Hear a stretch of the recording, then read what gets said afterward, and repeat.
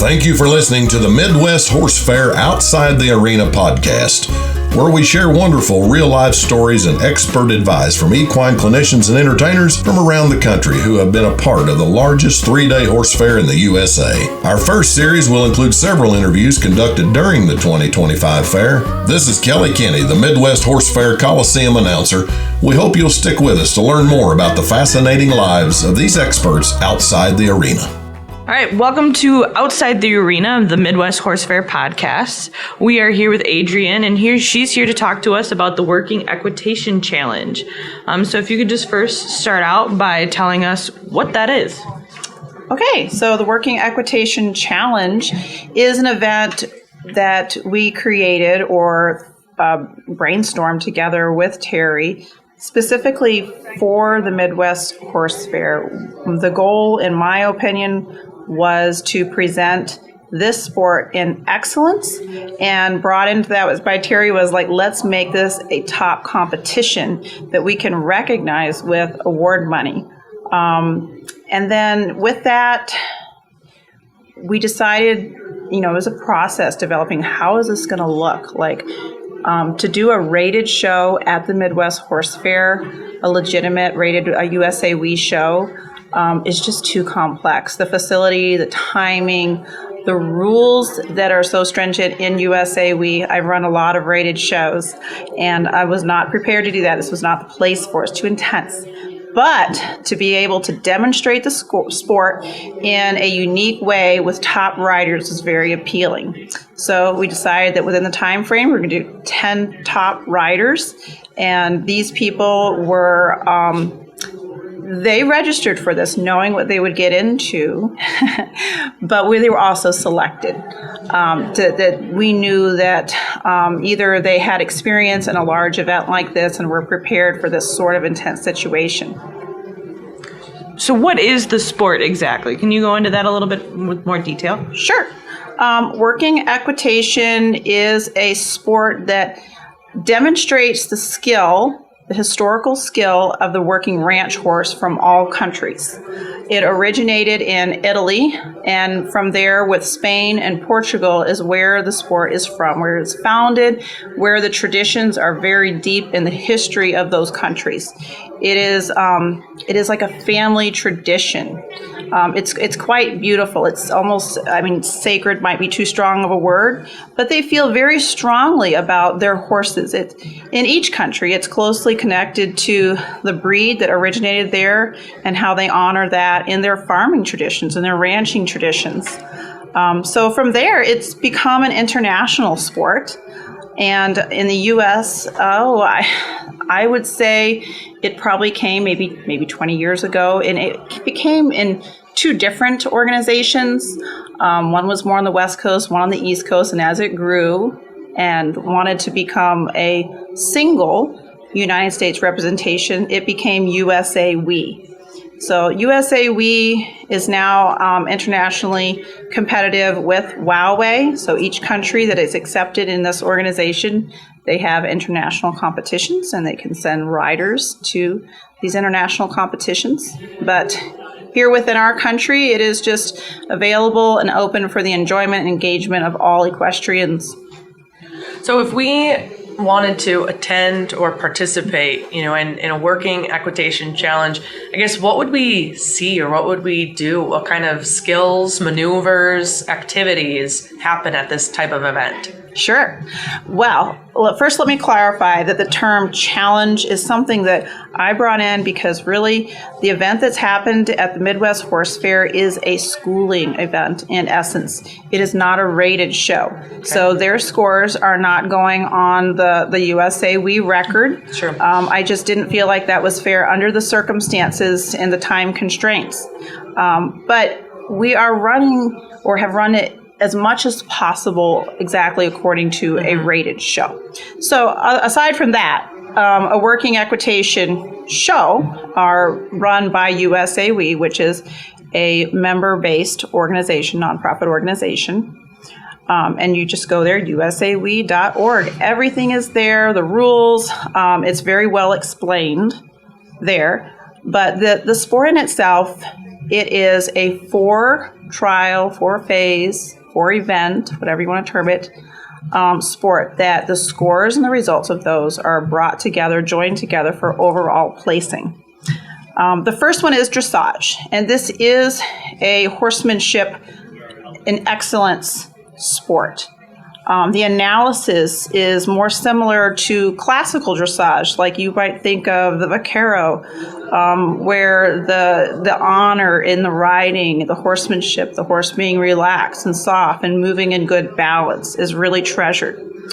Dressage tests for each level are distinctive to the capacity and skill that is used in the following phases. So the second phase is the one that we see most often. Like in the videos, most of the videos you see online are from Portugal and from Spain, and that's why there's such consistency there. It's according to their traditions and rules. But it is an obstacle course. So the obstacles might be anywhere from like 13 to 15 or more, depending on the level. And those obstacles are not just done, like it's not just crossing a bridge, it's how you cross the bridge. And each obstacle has exact dimensions and requirements. But aside from those qualifications, there's going to be a lot of variety in the way an obstacle can be built or looked, or the materials it would use, depending on the show you go to and how that obstacle was built.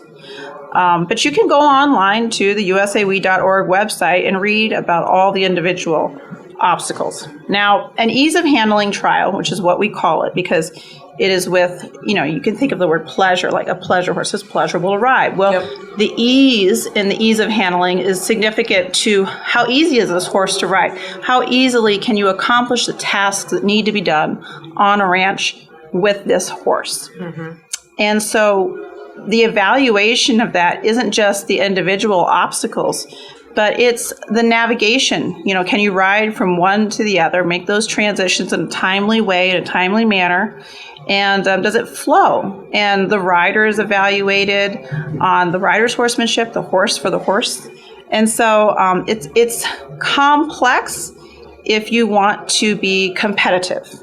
But just to achieve it, it's a wonderful thing to step into and learn along the way. So we've talked about dressage, we've talked about ease of handling. In the second level and on up, you have a third level called speed. The speed is the exciting one. It's when the music plays upbeat, the crowd gets excited, the riders let loose, the horses go fast. It is a timed event. And the evaluations that would be related to like dressage movements, they're set aside for this trial. It is a timed event. There are ways to disqualify and get a no time, but it is a fun time where the horses do the same obstacles, often in a different pattern or different obstacles. It could be different obstacles depending on the judge of the show, the course designer. And so that score is added to the first two for the overall scores. Sure. Most shows will have placings in each division. So you'll get, your placing for dressage, your placing for the obstacle course, and your placing for speed. Mm-hmm. Then you will get your overall placing. So I can attest as a show manager, this is a lot of ribbons. Mm-hmm. Yeah. And then you also have the amateur, the open, and the junior, if you're going to have that, novice divisions. Yes. So there is lots of divisions. For simplicity with this challenge here that we did at the Midwest, it was all at the same level with no different divisions to just simplify things. Now, because the sport of working equitation is based on the heritage of a ranch horse, there is also a fourth trial that you will not see at all shows, and that is the cattle trial. Oh, okay. And so you can think of cattle trial as team penning, but it's a little different. It's actually not too complicated, as I have been in other cattle trials, other working cow events, disciplines. But it's really cool because it puts together the skills that are learned and used in the other trials. And it shows a horse that's actually doing a job as it was intended to do to honor the sport. So those are all 4 trials. The cattle trial is becoming more common, but it's not universally going to be seen at shows. So what is this mostly like a Western event, English event? Can you compete in any type of saddle, tack, or what kind of restrictions or trends do we see in this event? So you can compete in any chosen styling, tack and attire, as long as it's consistent. So you don't want to mix your own clothing or your horse's tack or your bridle or your saddle or anything. You need to be consistent if you were to be Western or English or something else. And the evaluations, just for the sake of the judges who are trying to be fair and consistent on how they evaluate, because they do evaluate tack and attire. Okay. They want to encourage cleanliness, neatness, consistency, a good presentation. And that is only a small score, but it is a score. It is added into the evaluation. And so most often you're going to see riders being straight Western, straight English, straight like Portuguese or Spanish. And as you start to learn, you're like, wow, each of these countries has their traditions. And if you go over to that country, they may only have 2 options that they allow in their country or that they use. So that also explains why a lot of the videos you see are very consistent. So I'd be interested to know a little bit more about kind of the growth and promotion of this sport. I mean, where you mentioned we have this schooling type show at the Midwest Horse Fair. If we have individuals at the Midwest Horse Fair that want to go and they really enjoy this and they want to either get more involved or go see an actual competition, where could they go and do that? Sure. It is a growing sport. I don't know if it's true, but they say it's the fastest growing sport in the U.S. I know it's growing very fast, and a lot of people have been watching it and just waiting, like, I want to do this, I want to do this. And so when they take that step, and that's one of the reasons we term this a challenge, because 3 of our riders are brand new to the sport here. And I really want to pull in top riders. It's incredible how quickly the skills that you have, that you've developed with your horse and other disciplines, transfer right into the sport, and you can just kind of rack through the levels till you find your spot and develop your horse and riding horsemanship there. So as far as finding places, if you go to the website usawe.org, and that is our home base for this sport here in the U.S., they have you can search by regions. In fact, if you want to just Google USAWE Region 5 here up in the upper Midwest, we are in Region 5, and that's a large area, but there is a map, and if you're somewhere else in the U.S., you can click on that map on your state, and it will show you all the affiliate organizations. So I am from an affiliate organization called the Sunrise Ranch. That's the name of our ranch.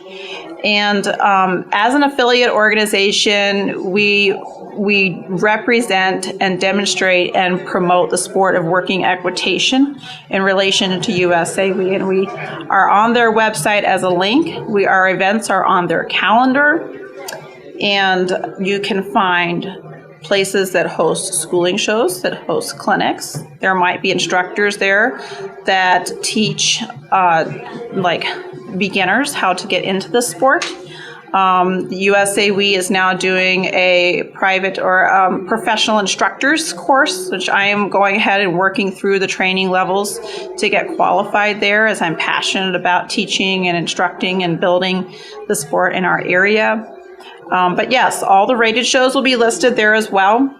And some affiliate organizations like my own offer a buckle series for schooling shows for people that don't feel ready to be rated, where their scores are retained on the website for the public to see, but in a way that they can compete and kind of get into it and evaluate and learn and have fun and accumulate points. And it's a great place to meet other riders who like a versatile horse. that can do dressage, can do obstacles, can go fast, can work cows. And, maybe they want to ride Western this year and English next year, and that's fine. And so I found in this sport, I found more wonderful friends who ride all different kinds of horses and have all different kinds of backgrounds. And that's been one of the things that I really enjoy in the sport, working equitation. Yeah, I think, correct me if I'm wrong, but Dan James is competing in an event like this. Yes. So yes. that's super exciting, to kind of see the versatility and just kind of this unique nature that Dan James is and how talented his horses are, and to see him competing at the Midwest Horse Fair and the versatility of the horses at this top level. Yeah. So, I think he's seeing some things that he really appreciates in this, and he's excited to even encourage it and to promote it in his area as kind of a new thing to bring riders together and to build their skill. Yeah, it's very cool to see the growth. We appreciate that.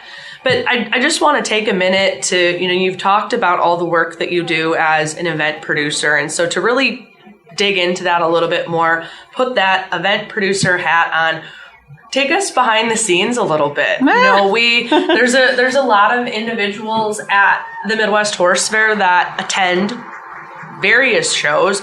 There's quite a few barn owners and barn managers that attend the fair that are putting on events of their own. I guess, what advice would you give anybody? What does it take to put on a successful event? And to have success with that, obviously it's working. People are coming to these events. It's made it to the Midwest Horse Fair. We'd love for you to speak to that. Sure. Well, equestrian sports have some similarities in that anytime you're going to hold an event, there's a lot of work to be done.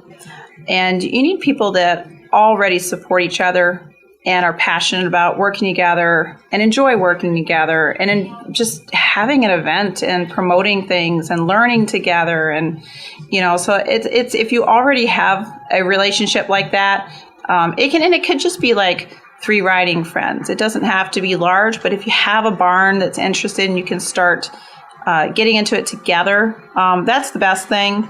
I have a nice group of riders. We have a membership up in our ranch, and they're not hugely ambitious to show. Many of them don't really care to show, but they do love to learn, and they want to develop their excellence. And so we've taken the route, even though I've held rated shows for several years. Yep. This year, especially with some of the bigger events that I'm supporting, we've decided to do a buckle series of schooling shows, just a little bit less pressure. And I think that's a great way to get into it. And so, like I said, on that website, usawe.org, there is some excellent, they call them PIs, but they're professional instructors for USAWE that have gone through the evaluation to assess that they know the rules really well. And they will travel to your barn, and they can tell you what obstacles that are needed and what can be improvised. Sometimes if they can bring a trailer with obstacles, but they'll teach it. They'll give a clinic, and then when you're ready, they'll do a schooling show with you and get you started. And then, as your own skill grows, you can develop up the levels. I think that engaging in the sport as a rider is the best way to learn. In anything, you're going to make a lot of mistakes. You're going to DQ, and you're going to be like, oh gosh, I will never do that again. You just don't forget after you DQ. But we've all been there. We know what it's like. It's just part of how you learn, But really, showing is a great motivator to try harder and to be able to fail, to encourage each other when you do well. So it's really a wonderful thing to bring into an area because it does pull riders from different backgrounds. So I find it's very unifying. Yeah, I think that's very great. And just to kind of reinforce one of the points that you made of, yes, you have these USAWE, scored shows. Yes, we have the Working Equitation Challenge here at the Midwest Horse Fair, but it is accessible to just have at your barn or your ranch and bring in those PIs and those obstacles, and just you can have fun with it and enjoy it. Yeah, and I want to clarify that there are 7 levels to this sport, and the first level is just walk trot. There's no cantering. Oh, very cool. So it's ideal for maybe a young horse or a youth or someone that's just not confident cantering, or their horse hasn't done much of that yet. And so as your scores, as your results get better and you get more confidence, they encourage you, don't stay in your level. Don't think that you have to be perfect at that level. You need to continue the journey of learning, go to the next level, get the mentorship you need, study that test. The tests are very, very incremental, and it's an excellent training program to work through those levels and to get up there. And of course, there are people, some of us are a little more competitive, and we want to get better. We want to go out and test our horse. We're proud of our horse and abilities, and we want to just develop that and go fast and do more things. And I find it's really encouraged me to work harder in my horsemanship and my kids. I'm very passionate about kids. I'm on the USA We Youth Board, and I do my best to try to encourage youth to enjoy this sport. It's a great thing to get youth involved in. Yeah, I appreciate that there's ways to get involved, because somebody might see at the Midwest Horse Fair some elite athletes and competitors and riders that you guys have selected for these competitions, but to know that our listeners can go home and find ways to participate at their own level, that maybe they don't have to be a Dan James today, but they can start and work on their own skills at home. Yeah. And the master level riders, I have a friend who had reached the top of dressage. Her horse was older and had nothing more to win. It was, kind of maxed out. And so they switched entirely. And in one season, they worked right up the levels, right to the top. And her horse loves it. So some of these advanced riders can slide right in and just find a whole new world of fun. So now, for somebody who sees this and wants to get involved, if you could just go over again how they could start showing, or maybe ask how to get in touch with you. So my name is Adrienne Dymesich, and I'm pretty active on Facebook because I find it's a great way to connect on a personal level to people all across the U.S., and we're at the top of Wisconsin, but there's a lot of other affiliate organizations in southern Wisconsin on Region 5, and you can find one near you just by going to usawe.org and looking in the regions and seeing what barns are listed there. And you can call those barns and say, hey, I live over here. Is there someone even closer to me? Or can you fly out? Or can you fit me on a schedule? And just get a group of you. I mean, it's quite affordable if there's a group of you, and you can divvy it up and get a clinic going. Yeah, that's great. Well, we appreciate you speaking with us today here on Outside the Arena. Thank you so much. We hope to that you have a great event at the Midwest Horse Fair. Thanks for being here. Thank you. The Midwest Horse Fair is proudly presented by the Wisconsin State Horse Council Incorporated for over 40 years. Net proceeds from the fair are used by the Wisconsin State Horse Council to promote the equine industry through leadership, education, service, and communication, as well as taking a proactive role in the future growth and development of the equine industry. Thanks again for listening to the Midwest Horse Fair Outside the Arena podcast, where we share stories from expert horse clinicians and entertainers. We hope that you enjoyed this episode and continue to tune in every month and learn about the lives and hear valuable advice from the folks we are proud to have join us at the fair. Learn more about the Midwest Horse Fair at midwesthorsefair.com. It's not a horse show, it's a horse fair, and you gotta be there. It's the great Midwest Horse Fair.